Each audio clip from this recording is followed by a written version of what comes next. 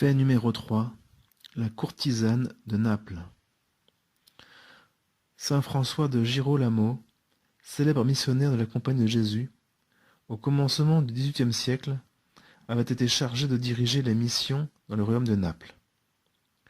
Un jour qu'il prêchait sur une place de Naples, quelques femmes de mauvaise vie, que l'une d'entre elles, nommée Catherine, avait réunies, s'efforçaient de troubler le sermon par leurs chants et leurs bruyantes exclamations, pour forcer le père à se retirer.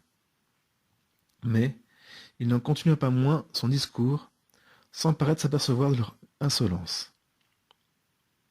Peu après, il revint prêcher sur la même place. Voyant la porte de Catherine fermée et toute la maison, ordinairement si bruyante, dans un profond silence, « Eh bien, dit le saint, qu'est-il donc arrivé à Catherine?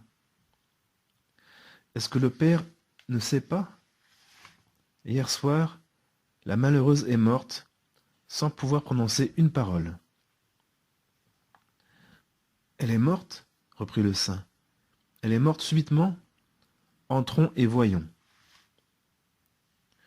On ouvre la porte. Le saint monte l'escalier et entre, suivi de la foule, dans la salle où le cadavre était étendu à terre, sur un drap, avec 4 cierges, suivant l'usage du pays. Il le regarde quelque temps avec des yeux épouvantés, puis il dit d'une voix solennelle, « Catherine, où êtes-vous maintenant ?» Le cadavre resta muet. Le saint reprit encore, « Catherine, dites-moi, où êtes-vous maintenant? Je vous commande de me dire où vous êtes. »